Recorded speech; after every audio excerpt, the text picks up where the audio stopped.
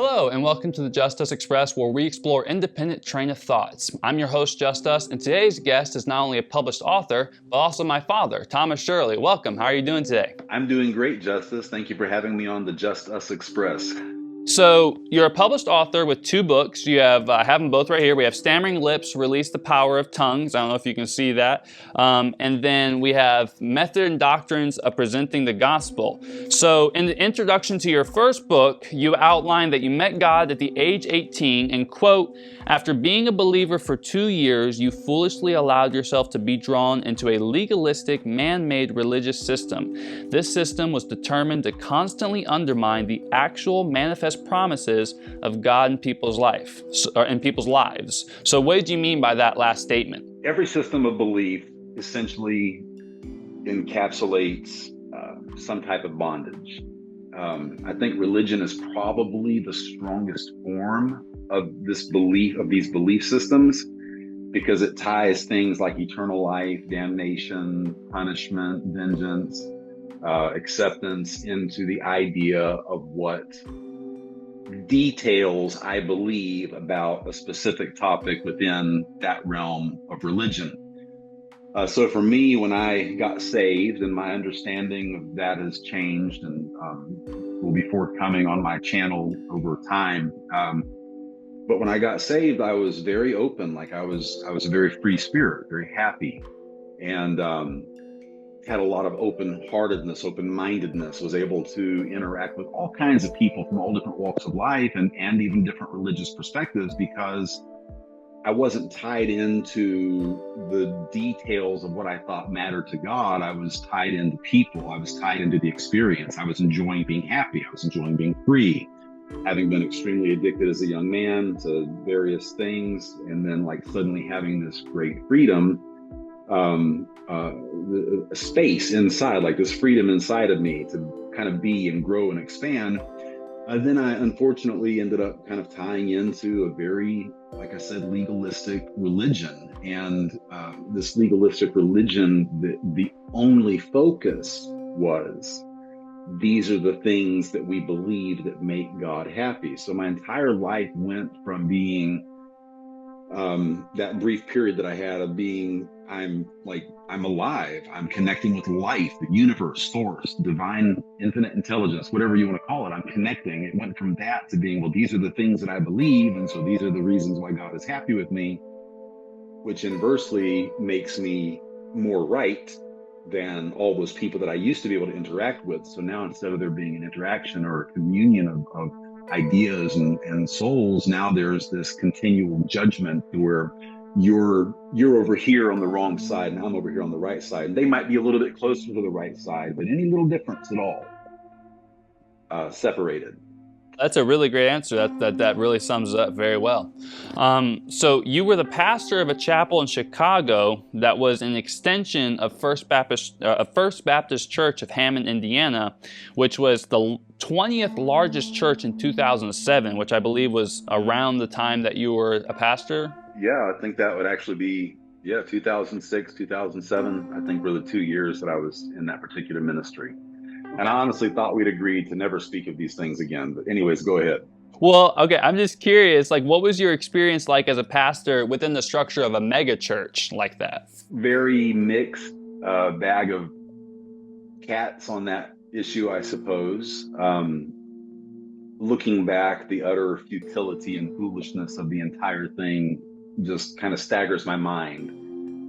Essentially, the chapel ministry, as it was called, was headed up by some really great leaders, good guys, people that I have nothing but kind words for. But the whole idea behind the chapel ministry, it was in South Chicago. I was just about 10 minutes north of Louis Farrakhan's Muslim ministry. I don't remember the name of it now, I apologize, but Louis Farrakhan, maybe not so well known now, but a big time civil rights activist, if you will. And then Jeremiah Wright was about 10 minutes to the north of where we were. And he was the pastor of the mega church that Barack Obama and his wife attended and was very controversial during the election. So I was like a Q-tip dipped in iodine. Like I was a white boy, and I was in like literally in the hood, almost predominantly very poor ghetto urban area. And I think that though I didn't have really much of a level of awakening at the time, this was the chapel ministry was probably the biggest part of like beginning some of this for me, because the utter failure that I experienced there as a result of the deficiencies that I had emotionally, mentally. But I think one of the things that really dawned on me early on in that ministry and expanded with me was this ministry of this mega church started this ministry in these Black neighborhoods. The only motive, or should I say, the ultimate motive. You would think the ultimate motive would be to connect people with God, to help them find health and healing in their hearts, to help them find ways to change their culture and society. But the ultimate goal, and maybe those things were bits and pieces of it. I know that was part of my motivation, though I wasn't living there at all in my own experience. But I think that motivation that they had was, and I remember specifically that it was to get as many Black people baptized as possible, so that we could say, hey, First Baptist Church of Hammond had so many baptisms. I don't know if you remember the year of the baptism. I don't remember exactly when it was, but it was just this big push all year just to get people to pray a prayer and get baptized. So for me, because I never belonged in that system, though I didn't know that, for me, the overall experience sucked. It was negative. It was filled with manipulation. It was all about performance. It was all about doing stuff that would please God. How do you know it pleases God? Well, because it makes the ministry leader happy. It makes the pastor of the church happy. It makes the church look good. What a crock of like just absolutely so far from the heart of God. So the experience was great and like helping me awaken to some things. But at the same time, it was very negative, because that's not the type of person I've ever wanted to be. I've always wanted to be someone to help people live the type of a life that I've always wanted to live, a good life, not being filthy rich or whatever, but just having that joy and that happiness and contentment and being a positive influence and at home, at work, in my own, in everything. During your time of being a pastor, over a chapel, and the experiences that you had during that time, what would you say is the most meaningful experience that you had with someone attending your services? Because there had to be some positive in that. Oh, there was so much positive, for sure. I don't know why, but for some reason, when you asked the question, I thought of Irene Perkins, and Irene and her daughter Odessa came to our services just about every time. Extremely rare for either of them to miss. More so for Odessa, or Irene, the mother. She was there much more consistently. Her daughter, a little bit less, but still. And then there were grandkids and other children and different people that came from the family and didn't. For some reason, I think of her. She's passed away many years ago now. I'm going to guess 2011, 2012, something like that. I remember getting a message from a friend of mine that she had passed away. Irene, and your mom would remember Irene very well. Irene was just such a sweet, encouraging person. She was colorblind in the sense that she wasn't wrapped up in what's this white guy doing in this Black neighborhood. She just wanted to know God. And she wanted to experience the presence of God on her family, on her life, and on her community. And I mean, obviously, I didn't have, the answers. You can't have 25 doctrinal beliefs that you have to believe to be right with God and really help people get anywhere. But that's what she wanted. She was accepting. She was loving. She was open. We'd communicate about things freely, and as freely as we could, given whatever personal limitations we had. But it would definitely, I can't think of maybe specific experiences. I think maybe one guy that I knew, Gregory, I can't remember his name, to save my life. He was pretty hit or miss, but went to his house a few times. And I remember one time in particular sitting there with him, and just the desperation in his voice and on his face of wanting something change, like wanting to experience a good life, wanting to know God, if you will. And that vulnerability, I guess, that also stands out to me. So it was the people. Like, I've met some amazing friggin' people there. I met some jerks, I got surrounded more than one occasion while out knocking on doors trying to invite people by a bunch of fellas that are like, what do you think you're doing here? I actually used to carry my Bible with me everywhere I went, like out in the open, because I wanted to know I'm not a cop, because I'm not trying to be stereotypical, but it's urban Chicago. Like it's the South Side. It's the part that's got the crime, party and stuff. So is the people. It's probably always been the people looking back over my life or anything meaningful in any situation. That's a really awesome answer. I love it. During your appearance on episode 9 of Interesting People, you spoke of being an administrator over a home for troubled teens. So when and how long was this? So that was probably 2008, 2009, maybe, I think, something like that. Had a tremendous level of healing and breakthrough take place as a result of this ministry in Fort Dodge, Iowa. And I don't even want to name it because the guy that was pastoring the place, like full-blown shyster. That's the only word that has ever consistently come to my mind when I think of this guy. Nevertheless, he had successfully plagiarized information from many other authors and speakers. And when I say plagiarize, I don't mean like he watched stuff and read stuff and allowed it to become a part of him and then presented the way that it was in him. Like straight plagiarism. The 2 books that he had published, and I don't remember exactly what their names are now, but I remember reading through those and like getting a lot of help. And then a year or so later, like reading some other books by other authors, and I'm like, well, wait a minute, and actually going and getting the other books. And he just literally just, copy and paste. But I was there, we were there in that capacity running the home for about 14 months, I guess, something like that. And what was the rest of the question on that? Well, I'm wondering, what is the most memorable experience you can recall from that time? I would have to say a lot of good experiences. It was all teenagers in the home, and just about most of the staff that I worked with were volunteers from the college. Most of them. There were 3 or 4 or 5 paid employees under me. There was one guy that worked there named Ben, and I really liked Ben. Ben kind of wrote me off once I left the ministry, which is kind of status quo for something like this, but I had some really great interactions and conversations with Ben. There were some other administrators there, a guy named Jeff, really connected with him for a season. Once things started working out where it was clear I was being led to leave, he very much gave me the cold shoulder. And then, of course, after I left, people that loved me and knew me from there are like, man, you should hear what Jeff's saying about you. Good night. Like, he thinks you're just a devil spawn kind of a thing, But it was a home for teens, and it was the families, I think, that provide the most memorable experiences for me for being there. I would have when I got there, like parents were just sending their kids from across the country and dropping them off, and it was essentially free. Like there was a very nominal startup cost, mainly for administrative stuff, and then like other than that, they got fed for free, housed for free.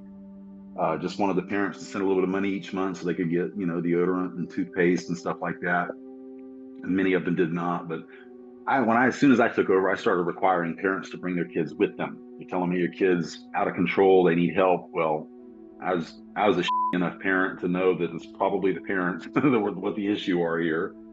And getting the healing that I was getting, I was becoming very aware of that. And so it was the meetings with parents and the kids, I think, because I feel like in most cases, looking back by memory, in most cases, I had some really great aha moments with the kids, but even more exciting was the aha moments with parents where something just kind of like clicked for them and they could see things in a different perspective.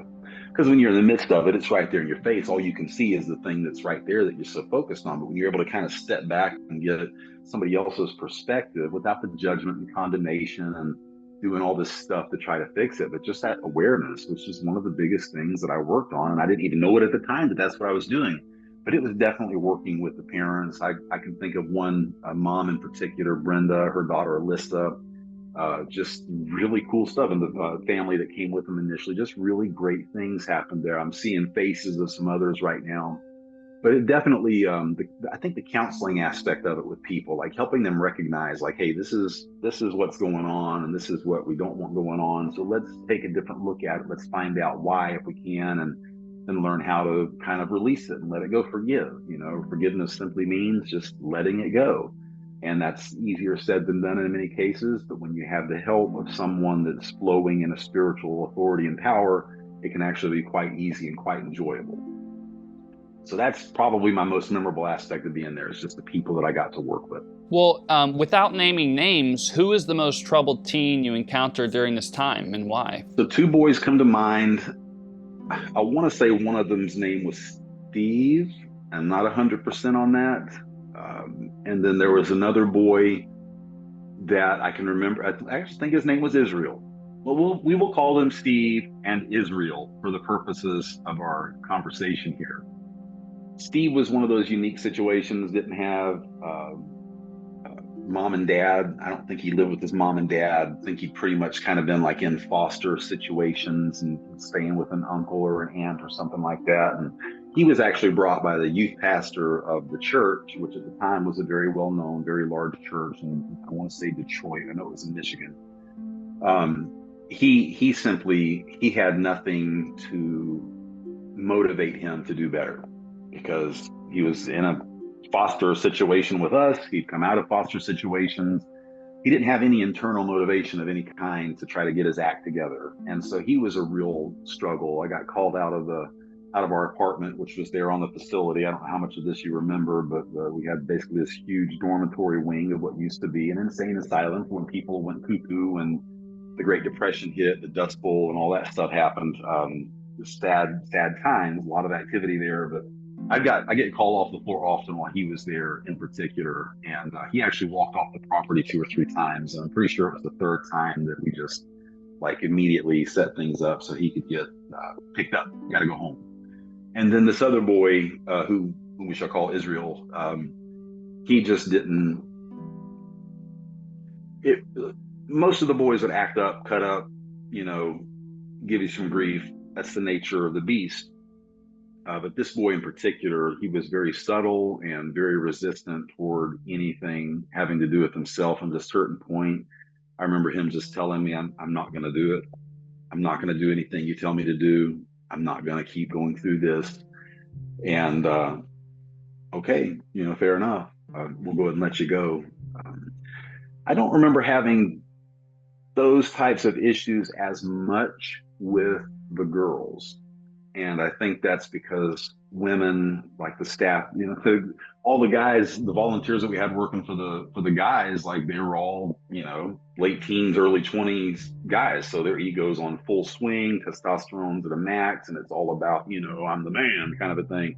Whereas females typically, not always, but typically have that softer, more connected, more nurturing way of doing things. And so I feel like, I know we had issues. Can't remember what they are right now. Honestly, I can remember like a handful, but they weren't like that thing where it's like, okay, we just can't. Like this isn't going to work. Most of it we were able to work through. What was and you've kind of talked a lot, not a lot, but you've kind of like given a pretty good overview of sort of your approach. But I have this question here. I'm just wondering, what was your approach in leadership when it came to like the care and education of these troubled teens? Like, what was your general approach to everyone who is underneath your leadership in that situation? So the weird thing about being in charge of the home, the whole story about how we ended up even being in that position really is pretty remarkable, given that at the time, I had no educational administrative experience. I had also never been in a position where I was working with people that I could not make be there. I honestly probably never have had anything like that in this way. So the nature of the home in the state of Iowa, the law was that unless there were certain certifications, that there could be no corporal punishment. You couldn't do So there'd be no spankings. Their isolation had to be very specific. You couldn't like in a juvenile home or something like that. Like you literally lock a kid down in isolation for a while, so they couldn't have any interaction. We weren't allowed to do that for little periods, but not like an overnight thing or anything like that. So the only motivation that these kids had to stay there and be there was that they, at least to some degree, wanted to. So I was because I had just gotten done,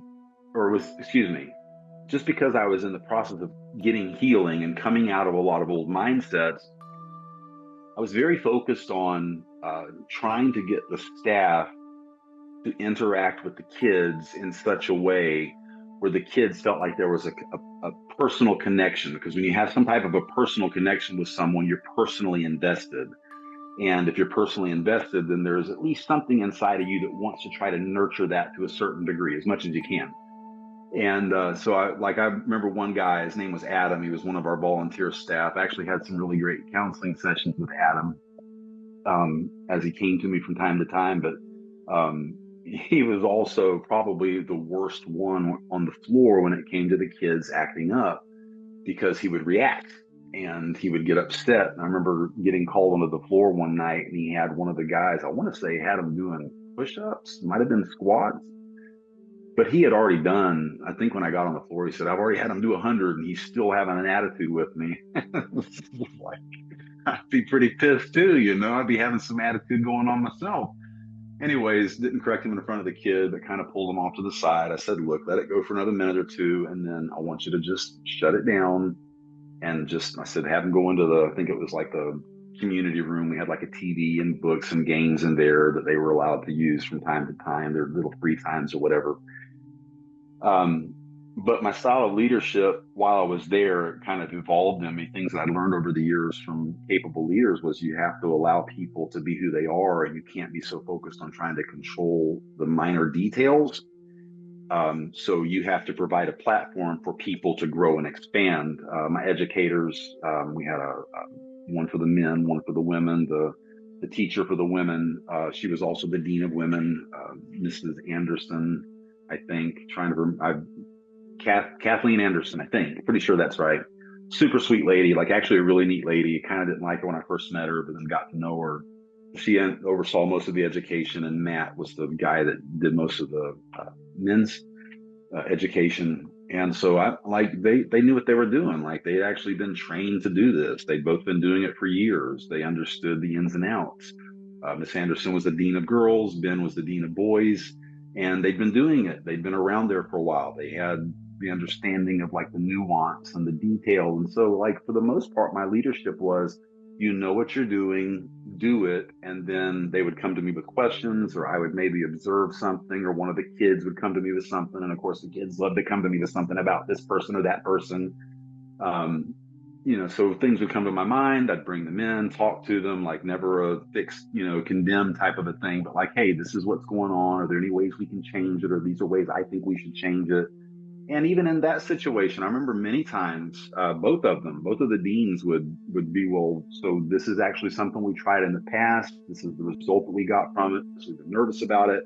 Fine. We would just kind of let it go, or we would talk it out, never done it before. Maybe they had differing opinions. And so letting them be the leaders, like that's what an administrator does. An administrator means that you have leaders working with you and for you. And so you need to allow those leaders to do their job. So I was reading this book right here, Methods and Doctrines of Presenting the Gospel, and in it you wrote, God is not determined to make us conform to a series of Bible verses. So what did you mean by this? It goes back to what I was speaking about earlier when you read the excerpt from the Stammering Lips book. So we were considered fundamental Baptists. Fundamentalist was a term that was phrased by a term that was coined by a preacher that died back in the 70s, I'm guessing, but he was a big leader in the Baptist movement that we were in. And essentially a fundamentalist, if I'm not mistaken, it was just about 25 doctrinal beliefs. And these 25 doctrinal beliefs define who we are in God, to God, away from God. And of course, they had their Bible verses to match it up.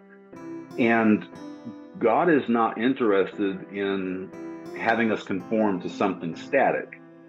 And I don't mean to be offensive to anyone that may be watching this. When I say this, you have to understand, like, this has been a very long journey for me when it comes to these things.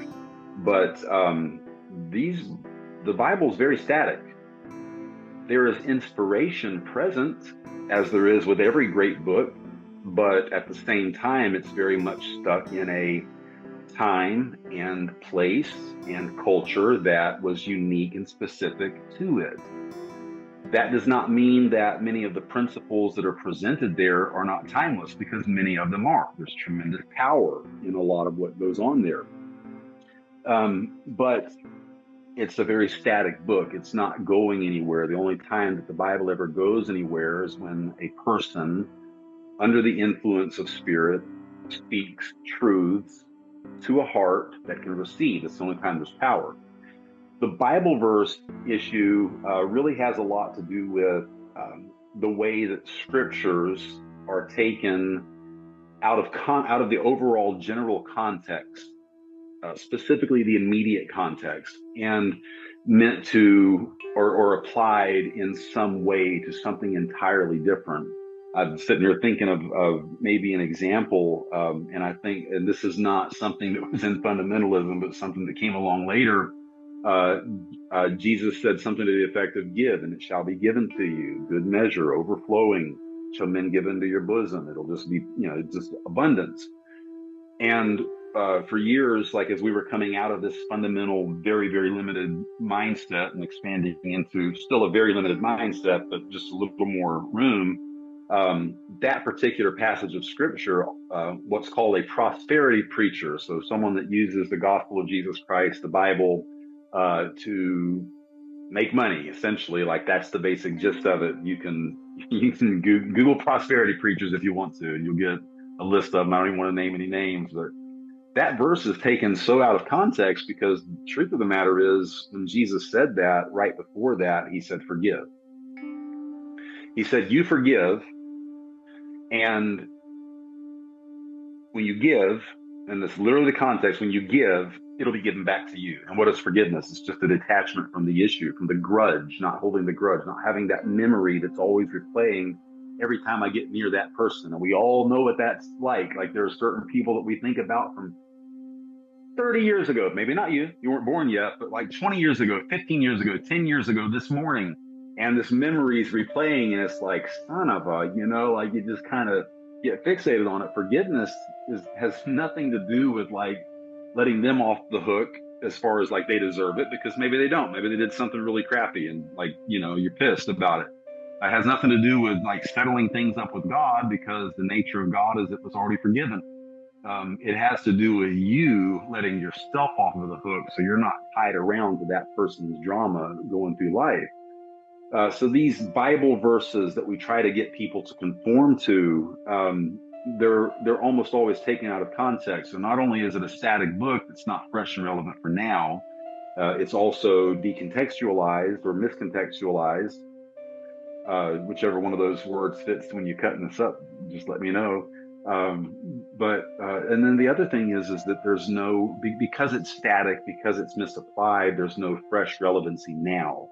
Jesus made a profound statement. He said, "My sheep hear my voice." And I cannot tell you the number of Christians over the years that I've met, and I was one for many years, that if you said something about hearing the voice of God, they whip that Bible out. "Oh, that's right, I'm hearing the voice of God right here." No, that's a book, largely tainted by man. Again, not trying to be offensive. It's just a reality of the situation. But they want to whip out something they read in a book. That'd be like me being married to a beautiful lady, and she wrote me a love letter 10 years ago, and like, I don't talk to her, don't spend time with her, don't do shit with her, but I have this amazing wife. Let me tell you how. I've got this letter she wrote me 10 years ago. Everything that is meaningful is eternal, and eternity does not come from something that was recorded in time. Eternity can be in that, but that is not where it comes from. It is self-existent, beyond. It is infinite. It is ever expanding. And so one of the big heartbeats for me with the book that I wrote, this Methods and Doctrines book, challenging conventional or traditional approaches to evangelism, one of the big things was like, we need to be connecting with God. This is about connecting personally. It's about an intimacy. It's about experiencing a relationship. And I like Christians will talk like that, like it's not about being right. It's about a relationship with Jesus, not about being perfect. It's about a relationship. But then their only relationship is what the pastor tells them at church, or what they read in the Bible or in some other book. Honestly, little side note on this, I actually picked that book up. I've got a copy of each here with me. Sadly, especially the Tongues book needs to be completely revamped. Unfortunately, when it got posted on Amazon, it's very messed up. Like the format's not right. So that needs to be redone. The book needs to be upgraded and redesigned according to the knowledge that I have now.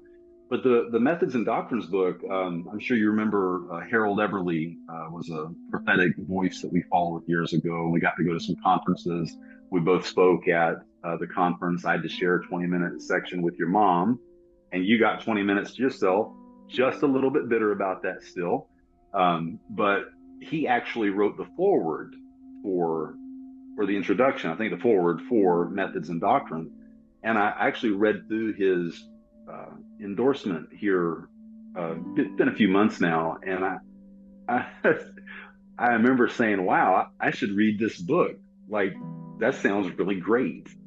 But I remember him talking about it's about the love of God, and that's what the book was about. And obviously, I wasn't really fully walking in it, although I was to a certain degree.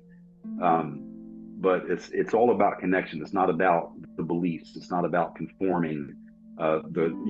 Be not conformed to this world wherein is excess, but be transformed by the renewing of your mind. So there is obviously a conforming to the image of God, but because God is so multifaceted and so infinite and goes in so many different directions and is so expressive. If you don't believe me, look at the flowers, look at the birds, look at the fish in the sea, look at people. Like, there is so much diverse expression in every single aspect of our lives and all of creation. Why are we trying to pull people into an ancient book and make them conform to this? I'm not saying that those verses and the Bible and these things, don't misunderstand. Like, obviously, those things can be pointers or signs along the way. They can kind of give you some direction, maybe nudge you in the right way. But you'll never come to a thing or a person and get the connection. I may come to a thing or a person that just gives me that one little, how many conversations have we had? And I know you and I can both attest to this because we've talked about this before. How many conversations have I had with someone over the years that it wasn't the depth of the conversation. It was that one little statement or that one little question. Movies. I've seen some of the most violent, like just up movies over the years. And my takeaway from some of them was just that one little line that one person said in that one scene, and it just a little bit moved me, a little bit, always these little nudges in the right direction. So it's not about conforming to a series of doctrines or Bible verses or teachings. It's about allowing the things that come into our purview to direct us and knowing the direction that we want to go, so that if something comes in that wants to push us in the wrong direction, we can say, well, that's not for me. Like, I can read a whole book, and I actually just recently finished reading a book, and there were several things in the books like, no, that's not right. It didn't make me discount the book. I took what do they say, eat the meat, spit out the bones, kind of a thing. So that's very, very, very not short answer to that question. So in the same book, you also wrote that Jesus' approach was radically different. His message made you're literally quoted saying, Jesus' approach was radically different. His message made no emphasis on life after death. In fact, Jesus' sermons never made the focus about going to heaven after death. So can you clarify that statement? I love this because even though I'm not I don't know how to say it. Like, I don't see myself, and I know that I'm not being led into a classification as a Christian preacher or minister. I am very much awakening to that concept right now in a whole new way. And I've been sharing with you personally a little bit about my own personal journey. And pretty amazing considering where I've come from, what's happening internally with me right now. But let's take the model prayer. Our Father, which art in heaven, hallowed be thy name. Thy kingdom go to when we die? Or is it thy kingdom come? Thy will be done on earth as it is in heaven. Everything about his ministry was very immediate. When he forgave sins, which he did readily, it was now. It wasn't something that you would experience later. And so somebody will want to pull out, a series of Bible verses, talks about if thine eye offend thee, pluck it out. It's better for you to go into life with one eye than to enter into hellfire, and where the worm dieth not, the fire is not quenched. Everlasting punishment, everlasting damnation, things like that. Even the story, I believe it's in Luke chapter 11, I could be wrong about that, where the rich man and Lazarus, the rich man dies and wakes up in hell, and Lazarus also dies and wakes up in Abraham's bosom. I've heard that explained, the whole thing explained several different ways, but the reality is Jesus was speaking into a culture that was extremely allegorical. In other words, everything had a greater meaning, and it was about putting out concepts that had a larger meaning. The idea of apocalyptic language, like in the book of Revelation, I saw a beast rise up out of the sea, and a horse sat on his back, the mother of abominations, and I saw the star called, it literally talks in the Bible about a star called Wormwood came down and smote a third part of the waters of the earth. And see, that's going to happen. No, if the star comes down to earth, the earth going to go bye-bye, It's just not going to happen. There's no such thing as a star that's small enough to just come down and like, oops, a third of the water got messed up. Oh, well, it's not how it works. Very apocryphal, very larger than life, very much word picture associations was a big, very, very big part of the Hebrew culture. And so, when if you really look at the actual ministry of Jesus and you approach it from the concept that when he came, he was actually fulfilling the Old Testament prophecies where God said, I'm going to destroy this temple. I'm going to take the entire land of Israel. I'm going to turn it upside down like a man turns upside down a plate, and I'm going to wipe it off. Jesus, all of those judgments, all of the punishment, all of the damnation, all of the hellfire, all of that, like I challenge you to go through and read the Gospels in particular and keep this perspective in mind. It was all based on the fact like, hey, you want to talk about hellfire? Like that's what's coming to you. And in AD 70, it actually did. Like the temple was literally razed to the ground. There were 14 years of chaos in Israel, and then the final 7 years were in Jerusalem in particular. The final 7 years actually line up completely with what the book of Revelation speaks about, how there's this period of peace of 3.5 years and man of sin and all these different like that. It already happened. And so Jesus wasn't saying like, hey, one of these days you're going to answer to God. Like you see the billboards, prepare to meet thy God, hell's hot, God's love, and all that crap, That was never the intent. In fact, if you read the Gospels and you look at Jesus' interaction with the common person, the whores, the drunks, the murderers, the tax collectors, the filthy, rotten lawyers, all that, like if you actually, those are the people that he was just like, man, you know what? It's all good. Come on over, because they knew they didn't have a leg to stand on. So Jesus wasn't trying to prepare people for life after death. He was trying to bring them to life now. I'm going to put off this body one day. You're going to put off your body one day. We're going to die. It could happen today. Like it could literally happen today. I don't mean to be morbid, but guess what? We've all gotten a phone call at one point in our lives. Hey, so-and-so passed away. So God wants me to live now. Like my home is my home. When I pass out of this flesh, like I'm just going to be home, and that's not going to look like I'm hopefully not going to be sitting on a cloud with a diaper on my butt and a little harp. You know what I'm saying?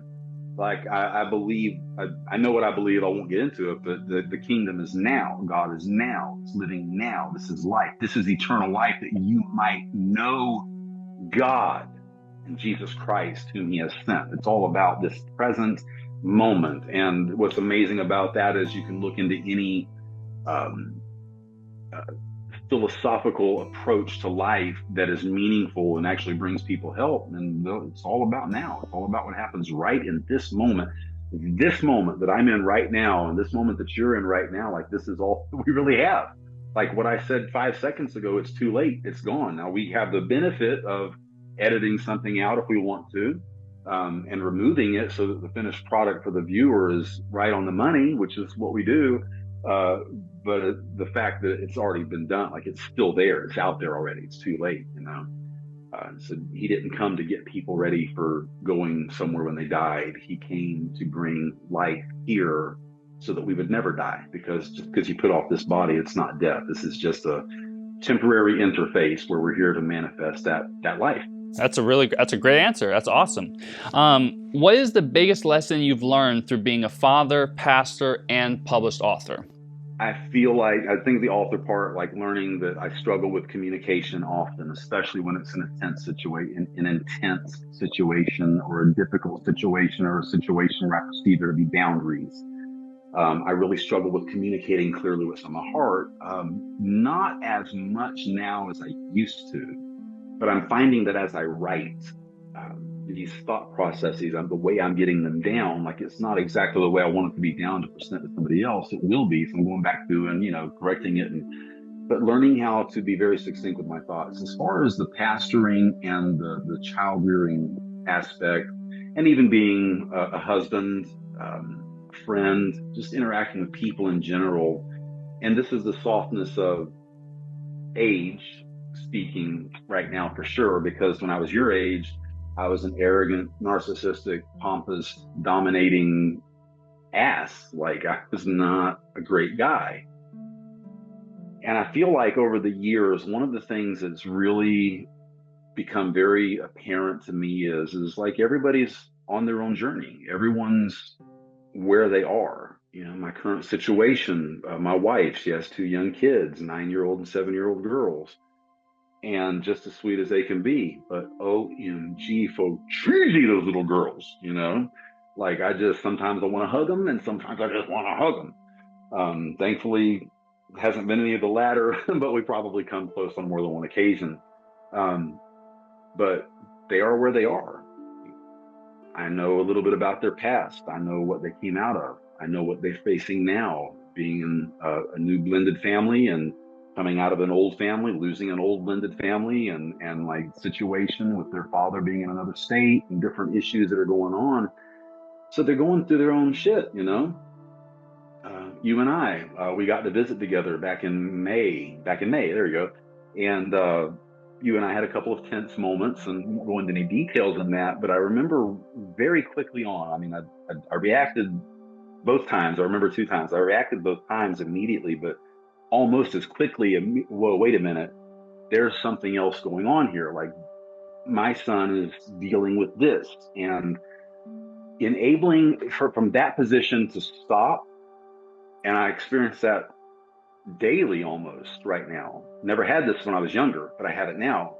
Being able to stop in the midst of what's going on here and what is going on here, like just stepping back from that emotion of it, because that's what happens. We get emotional, and like if we get into it, next thing you know, we're on a slippery slope, and hours, days, weeks, months, years can be wasted as a result of that. But learning the fact that Jesus said it on the cross, Father, forgive them, for they know not what they do. Being in a place where for the most part I can look at situations, what people say and do, and understand, you know what? They really don't know what the hell they're doing. They might be saying this, but there's something else inside of them that's fueling that fire that's just got them enraged. And so for me, the finishing of this thought is, for me, once I begin to recognize that, like I can just bring it all the way back to myself, and I can say, you know what? That's happening because there is something inside of me that is mirroring that or attracting that into my life. And for me, it's pretty cool because I've been a major wreck the vast majority of my life, like major wreck. And so I just about every situation I get in, though maybe not immediately, but it's like, you know what? I remember being like that, or I see that in myself now. I see that I have that attitude or that perspective in me now. And so with kids, especially, I think realizing, we're all growing, we're all on a journey, we're all at different places in that journey. And your journey isn't necessarily my journey. Our journeys may converge for a while, maybe for an extremely long period of time, maybe for decades, maybe for a lifetime. But really, we're all on our own unique, specific journey that our actual self, our inner man, is designed for at conception, what we knew ourselves to be. And so just letting myself be in that place where, you know what, I don't have to fix this. I don't have to get upset about this. I don't have to accept this. I don't have to believe it. And I don't have to be the person that fuels your fire. I can just kind of let that go and step back and walk away. And I'm not super great at it all the time, but way better than I was when you were growing up. And I'm sure you have some vivid memories of me just being off on the deep end for extended periods of time. So that awareness is coming to me, and that's largely come as a result of having three amazing kids that were also little jerks from time to time, and still are, but two amazing kids here that I live with that can also be little jerks sometimes, and a relationship with an amazing lady who can also be a jerk sometimes. And like, you know what? It really is the jerks that make you or break you, not the jerks themselves, but how you react or respond or choose to carry what comes your way through that.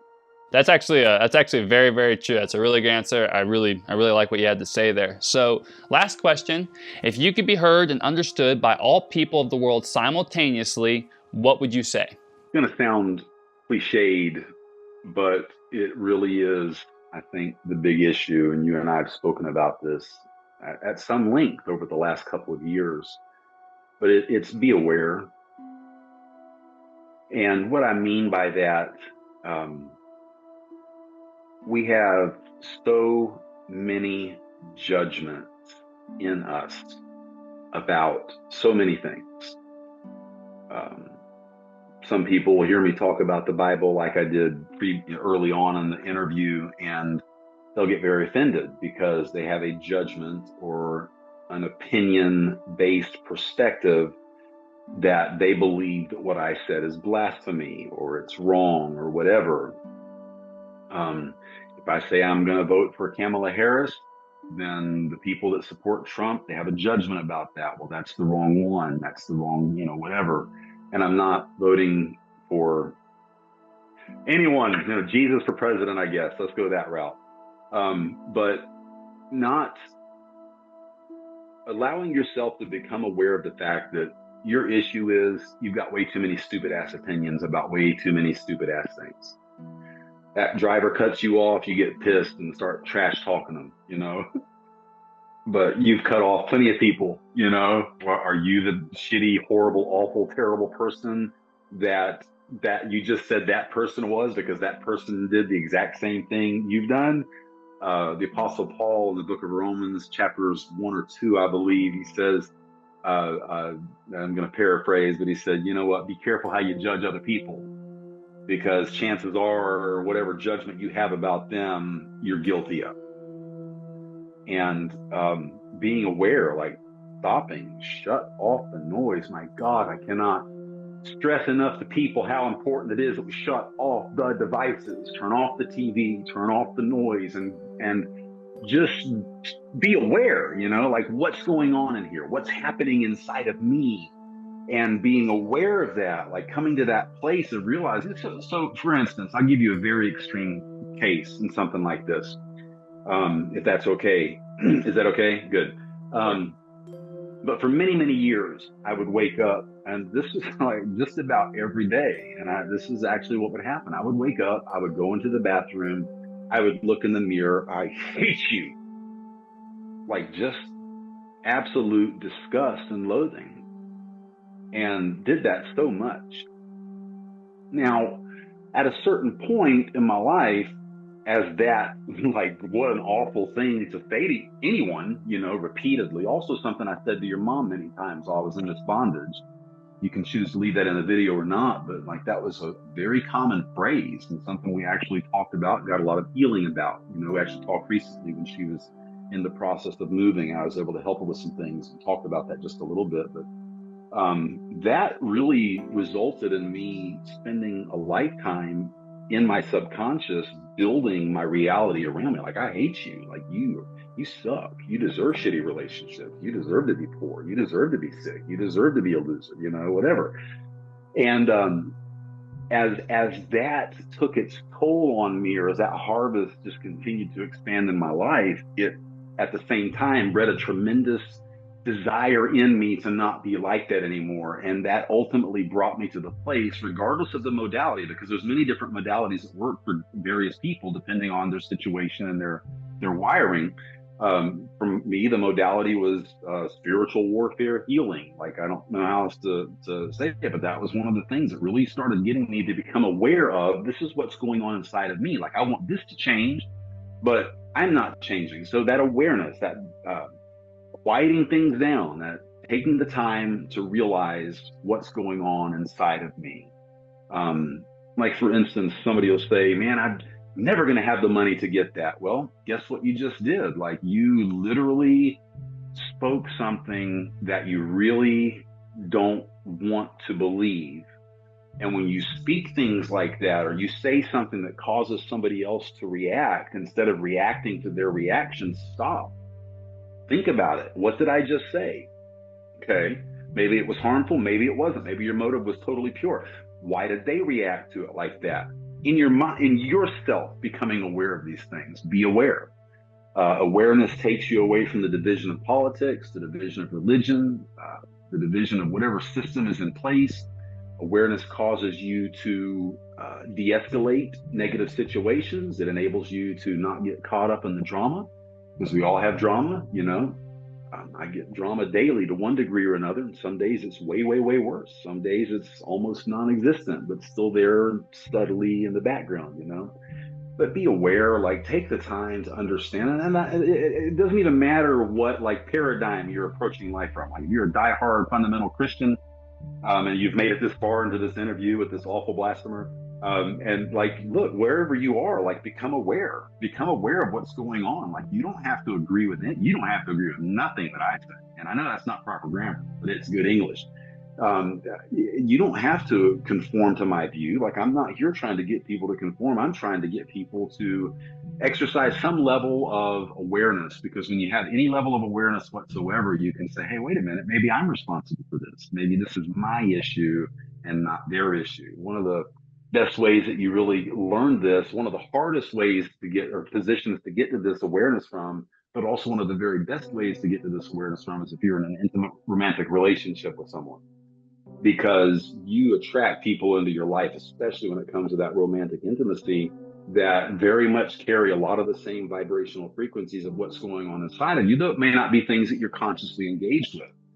But if you can be in a relationship with someone, if you can have children or employers, employees, co-workers, friends, and in every situation with them, just be aware of the thoughts that you think. They say it's anywhere from 65 to 85,000 thoughts that we think per day. Excuse me? Like, that's an insanely large number, given the fact that we're awake, anywhere from 14 to 18 hours a day. Like, that's a lot. They say about 85 to 90% of those thoughts, 85 to 90% are unconscious. So in other words, it's something that's just going on the inside. You watch the presidential debate. I highly recommend that you don't. But if you did, you got to be aware of what's going on, man. It's just a bunch of rhetoric. It's just one group of people trying to trash talk the other group of people, and the other group of people is trying to trash talk that group of people, because it's all about dividing and pulling apart. Become aware of that. Like, who the hell cares what your favorite football team is? You don't have to be a monster because somebody else likes a different team. And we both know someone that's like that very well, it's not you, like, but I know you know what I'm talking about anyway. Just become aware, take the time, allow yourself to grow into it. Like, even, in the scriptures, God says, I know the thoughts that I think towards you, thoughts of peace and not of evil, to give you an expected end. Like, if those are the thoughts that God is thinking, what kind of thoughts are we thinking? And if we're thinking thoughts that are contrary to those good thoughts, then we need to become aware of that. As we become aware of that, guess what happens? Those thoughts lose their power. Maybe not immediately. It might take years.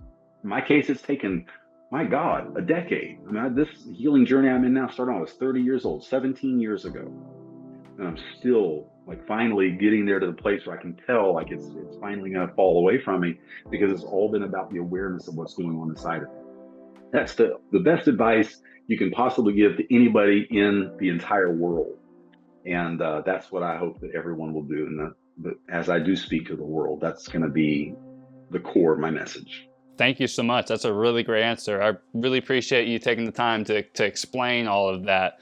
Thank you, everyone, for watching the Just Us Express. Thank you for coming on. I really appreciate you coming here. Where do you want people to go to find you on social media? So right now I'm highly recommending YouTube/Throne Builders and or /@Throne Builders. I think they've changed that, but both will work. Just in the process now of getting content back out.